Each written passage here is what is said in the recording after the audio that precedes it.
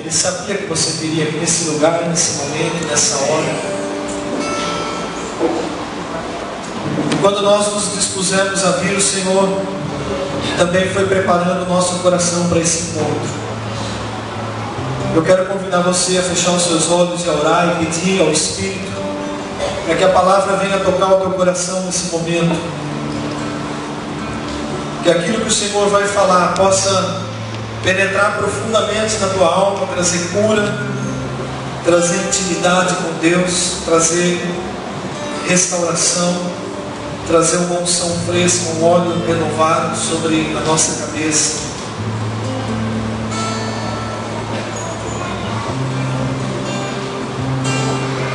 Espírito de Deus, me coloco à tua disposição para ministrar a tua palavra. E aqui está a tua igreja para receber essa mensagem. Que só o Senhor tem o poder de plantá-la no coração do homem. Só o Senhor conhece o íntimo do nosso ser.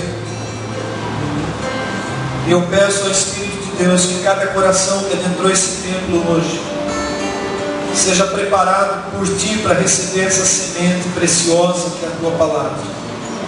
Fala conosco. Faze aquilo que Tu quiseres fazer nesse lugar. Nós estamos debaixo da Tua autoridade, do Teu governo, e obedecemos ao Senhor, ó Deus. A Tua igreja, ó Deus, precisa de cura. Corações aflitos, almas angustiadas. Vem visitar cada um, ó Deus. E também aqueles que por algum motivo não puderam vir, que ainda lá onde estejam, o Senhor fale a esses corações, em nome do Senhor Jesus Cristo. Aleluia. Louvado seja o Senhor Jesus. O apóstolo João já era um homem avançado em idade quando ele escreveu as cartas às igrejas que estão lá no Apocalipse. João foi o último dos apóstolos a partir, e ele tinha aproximadamente quase 100 anos de idade quando ele escreveu o livro do Apocalipse, quando ele recebeu de Deus as revelações e enviou aquelas 7 cartas às 7 igrejas da Ásia Menor.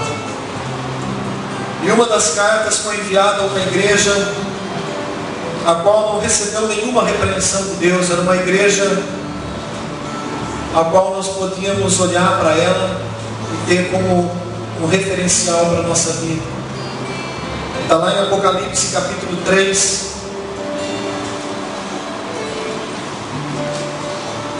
a partir do versículo 7, a carta à igreja em Filadélfia.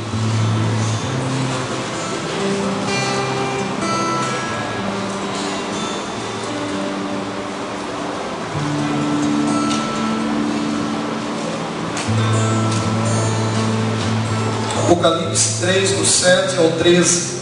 Ao anjo da igreja em Filadélfia escreve: estas coisas diz o santo, o verdadeiro, aquele que tem a chave de Davi, que abre e ninguém fechará, e que fecha e ninguém abrirá.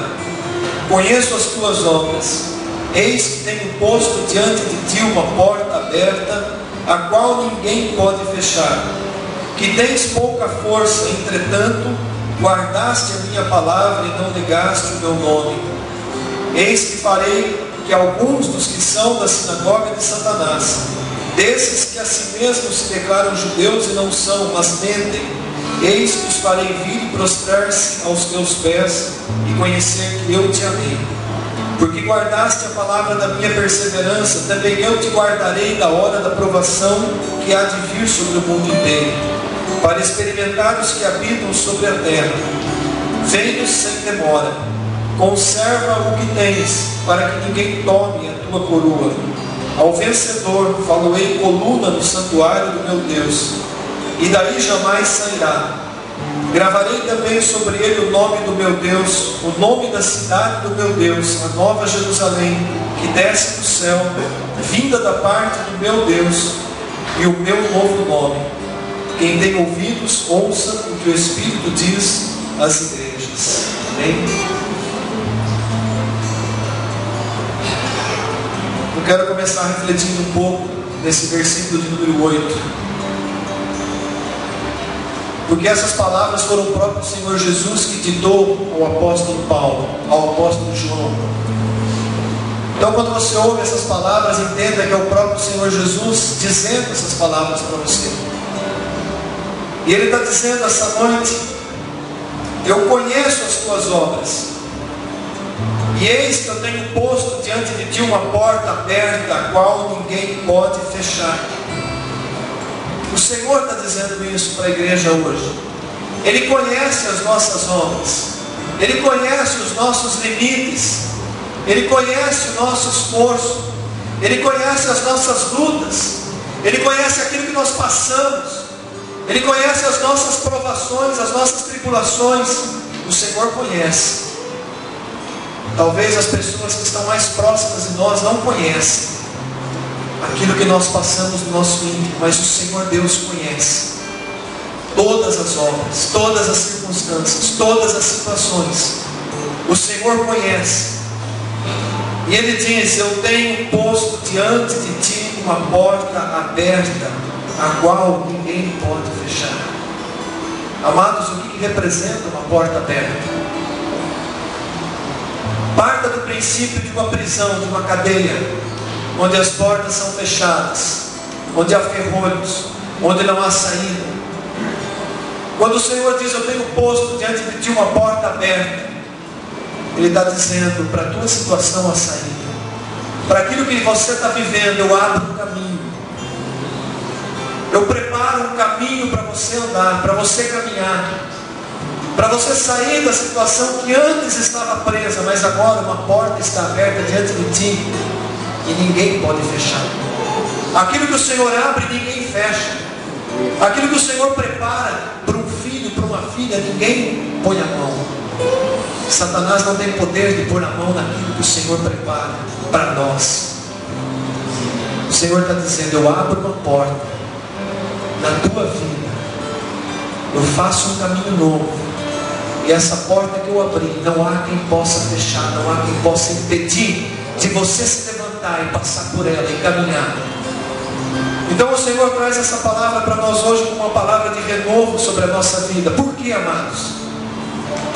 Nós compartilhamos na abertura da escola bíblica pela manhã, porque os dias que nós vivemos são dias maus, e a igreja precisa desse renovo de Deus a cada manhã, a cada dia. Nós precisamos desse alimento espiritual para nós podermos caminhar, para nós nos levantarmos. Muitas vezes as portas estão abertas, e pela nossa fraqueza nós não caminhamos e não passamos pelas portas que o Senhor tem aberto nas nossas vidas. O Senhor sustentava Israel no deserto com o maná que caía todos os dias, cada dia a sua porção. A cada dia vinha a provisão que Israel precisava, cada pessoa colhia para si própria. O Senhor abre uma porta para que a gente caminhe, para que a gente busque o fortalecimento e passe por essa porta. Olha o que Ele continua dizendo no versículo 8: eu sei que tens pouca força. Amados, quantas vezes nós nos sentimos tão fracos, a ponto de não termos ânimo sequer para orar, para falar com Deus. Quantas vezes nós nos sentimos tão abatidos, e a gente faz um propósito de se ajoelhar e fazer uma oração, e não há palavras que fluem da nossa boca. Há irmãos e irmãs que estão passando por isso. Há pessoas que estão precisando receber uma intercessão, uma cobertura espiritual em oração. Muitas vezes nós acompanhamos situações difíceis, aprendemos com elas. Tenho visto nesses 15 dias a luta da nossa irmã com a filha lá internada.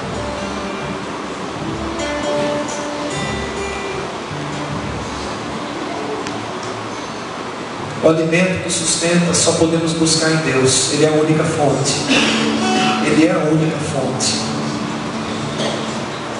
O mundo não vai oferecer descanso. O mundo não vai oferecer consolo, não vai oferecer paz. O Senhor é a única fonte. Jesus falava diretamente para a igreja. João tinha que receber essa mensagem e entregar para o pastor da igreja em Filadélfia. Esse pastor tinha que pegar essa mensagem e entregar para a igreja, para o povo. É a maneira como Deus estava agindo, como Ele age ainda. Ele fala conosco pela sua palavra, não é por outro meio. Ele sabe que nós temos pouca força, que muitas vezes nós não temos sequer ânimo para se levantar. Ele conhece a nossa limitação. Ele conhece as nossas batalhas. Mas Ele continua dizendo: ainda que tens pouca força, guardaste a minha palavra e não negaste o meu nome. Que coisa tremenda. O cristão, ele passa pelas lutas, pelas dificuldades, mas ele guarda a palavra, ele guarda o nome de Deus. Assim como Jó guardou em meio a toda aquela provação, e não se levantou para falar contra o Senhor, suportou.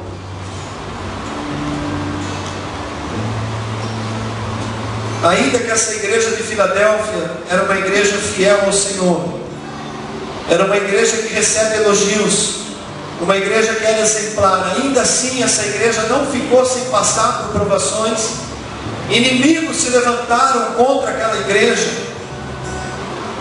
Quando o Senhor diz aqui sinagoga de Satanás, aqueles que são desse lugar, Ele está se referindo a pessoas que agiam diretamente contra a obra, contra a igreja, contra a vida daqueles que eram filhos de Deus naquela igreja. Pessoas que eram dirigidas pelo próprio diabo, usadas pelo inimigo para causar estrago, para causar danos. Mas o Senhor era com aquela igreja. Aquela igreja guardou a perseverança. No versículo 10 ele diz assim: porque guardaste a palavra da minha perseverança, também eu te guardarei na hora da provação. Ele não se referia somente à provação que vai vir sobre o mundo inteiro, a grande tribulação, mas também a provação que nós temos no nosso dia a dia, na nossa vida diária. Amados, esse é o nosso Deus. Esse é o Deus que nós servimos. Esse é o Deus que guarda a igreja, que guarda os seus. Por que será que às vezes a gente não consegue crer nisso? Porque às vezes a nossa fé balança, a gente parece que duvida que Deus tem sido conosco. A igreja não foi poupada das provações, das lutas, mas o Senhor era com a igreja, e Ele continua sendo. Então o Senhor diz para cada um de nós que estamos aqui hoje: conserva o que tens, para que ninguém tome a tua coroa. Conserva o que tens, conserva a tua fé, conserva a tua perseverança, conserva aquilo que você tem diante de Deus, a tua confiança, conserva a tua segurança naquele em quem você tem crido, conserva o que tens, o testemunho da tua vida, a tua fidelidade, conserva o que tens, ainda que sejas provado, ainda que sejas provada, conserva o que tens, a tua fé, para que ninguém tome a tua coroa. Há uma coroa reservada para cada um de nós. Há uma coroa que o Senhor vai entregar para nós um dia, na glória. E conforme a nossa fidelidade, o nosso testemunho vai ser essa coroa. E essa coroa não vai ficar para nós. Eu creio que quando os 24 anciãos se dobrarem e prostrarem diante daquele que é o Rei dos Reis e Senhor dos Senhores, e eles vão entregar suas coroas, eu creio que naquele momento toda a igreja, todo o povo de Deus reunido na glória vai estar entregando cada um a sua coroa aos pés do Rei. Nós recebemos para entregar. Isso é algo glorioso. Mas Ele diz: conserva o que tens, conserva a tua fidelidade, Conserva a tua fé. Conserva o teu amor por Cristo.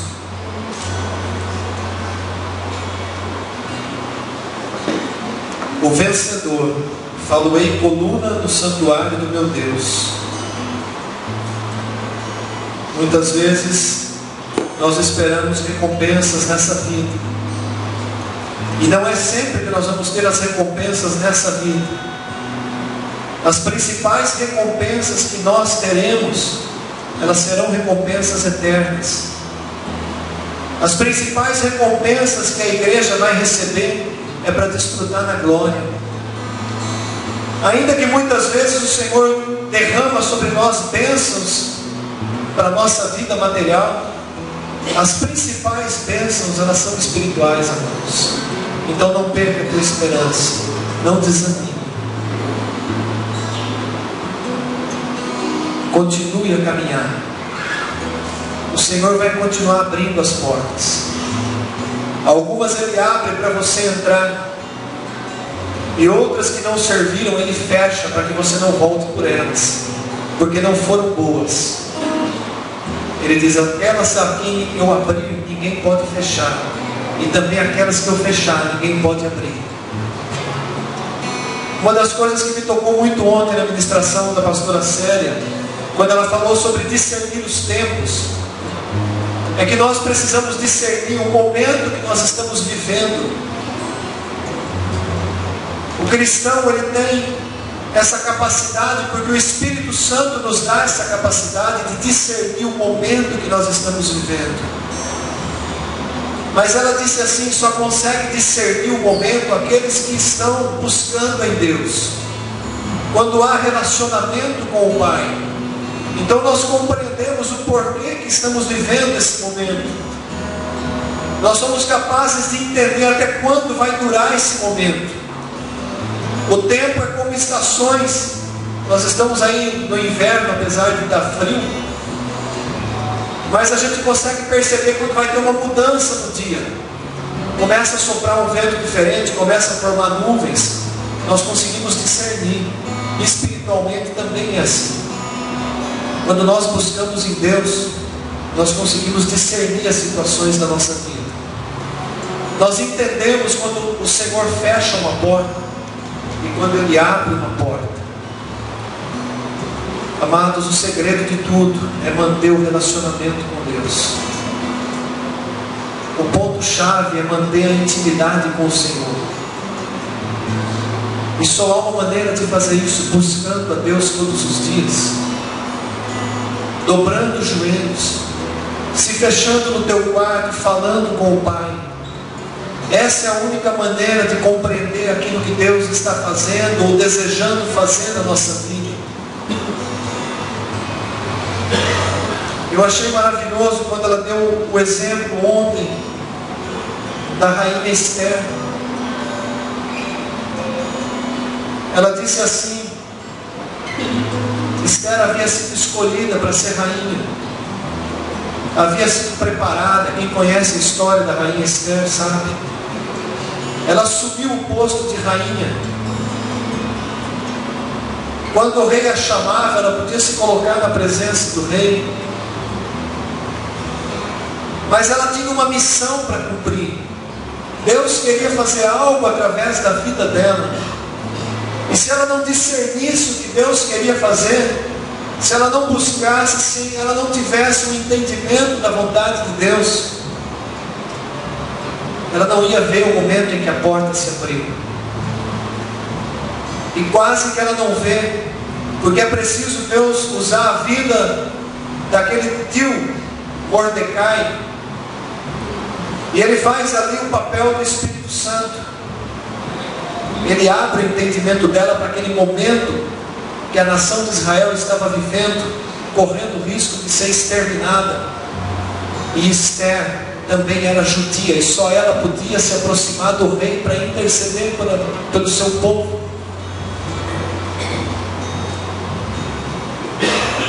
Então veja muitas vezes a situação que nós vivemos. De repente você é um pai de família, uma mãe, e a circunstância no teu lar está em alguma situação complicada, aonde buscar direção, aonde buscar resposta, discernir a vontade de Deus, se dobrar diante do Senhor, buscar conhecer qual é a vontade de Deus, qual é a porta que o Senhor está abrindo. Ele conhece a nossa limitação, a nossa fraqueza, mas Ele vai dar a saída, Ele sempre dá a saída. O Senhor sempre tem uma porta aberta para os seus filhos e filhas. No momento em que os nossos olhos se abrem e a gente vê que por ali a gente pode caminhar, que essa é a direção que Deus está dando.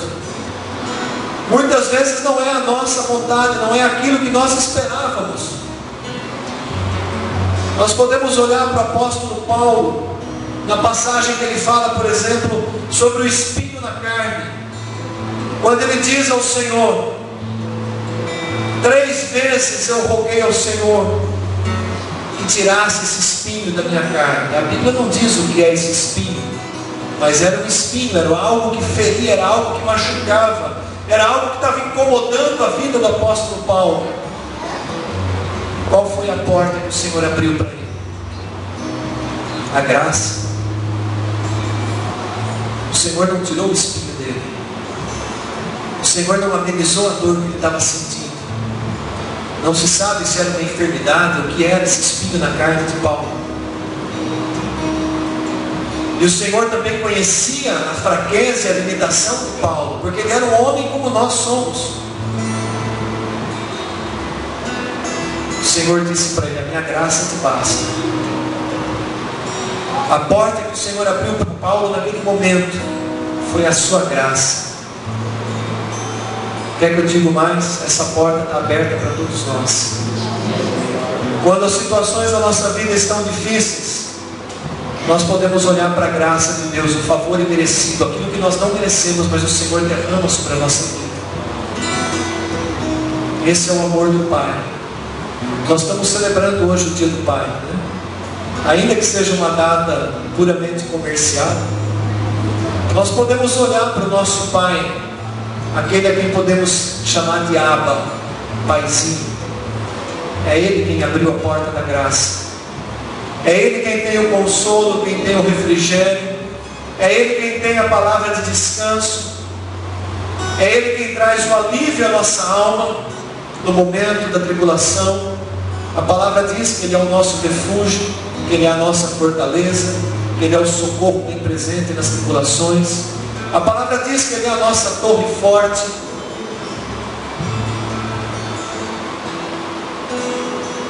Salmo 144.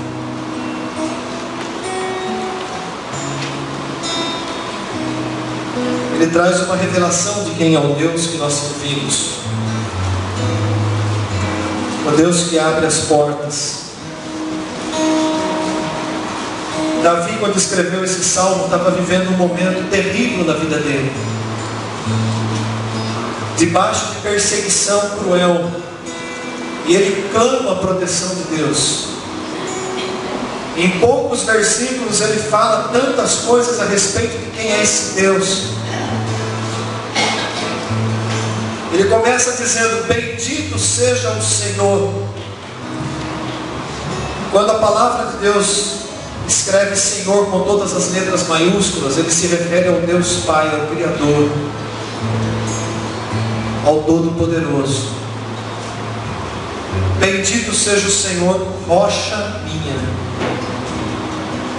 aquele que me adestra as mãos para a batalha e os dedos para a guerra, ou seja, aquele que me fortalece, aquele que me prepara para enfrentar as lutas. Davi tinha essa visão de Deus. Deus era aquele que preparava ele para enfrentar as batalhas, por mais difíceis que elas fossem. Ele confiava em Deus. Ele continua dizendo: olha, Deus é a minha misericórdia, é a minha fortaleza, é o meu alto refúgio, é o meu libertador. Eu não terminei o versículo 2 ainda, e Davi já disse 4 coisas a respeito de Deus. Ele é a minha misericórdia, a minha fortaleza, o meu alto refúgio, o meu libertador. Na sequência do mesmo versículo ele diz: é o meu escudo. é aquele em quem eu confio, em quem me submete o meu povo. Esse é o nosso Deus, amada igreja. Esse é o Deus que abre portas. É o Deus que conhece que nós somos fracos, mas é um Deus que está sempre disposto a nos socorrer. Ele é o Pai que nos toma pela mão e nos coloca de pé. Isaías, se referindo a Deus, ao Senhor Jesus que viria ainda, ele diz assim: Ele não esmagará a cana quebrada, Ele não apagará aquela que ainda fumega. Era uma palavra alegórica. Ele estava dizendo assim: aquele que está abatido, desanimado, Deus não vai pisar em cima e exterminar ele. Pelo contrário, Ele vai trazer a vida, Ele vai restaurar, Ele vai restabelecer. Esse é o nosso Deus. Às vezes temos a visão de que Deus é distante, está no alto, sublime trono. Eu estava compartilhando hoje na classe de preparação ao batismo, a visão que eu tinha de Deus antes do meu encontro, da minha entrega, da minha conversão a Ele. Eu tinha uma visão que Deus era Pai, sim, mas estava lá em cima, no alto, sublime trono, de olho em cima de mim, esperando eu tropeçar para me castigar pelos meus erros. Não, essa não é a visão do nosso Deus. A palavra de Deus revela outra coisa a respeito do Pai.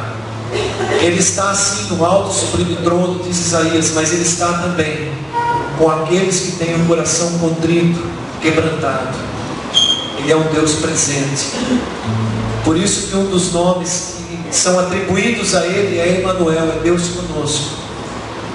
Então, amada igreja, creia e confie que Deus é aquele que abre as portas, que nos toma pela mão, que nos conduz e que nos recompensará pela nossa fidelidade um dia.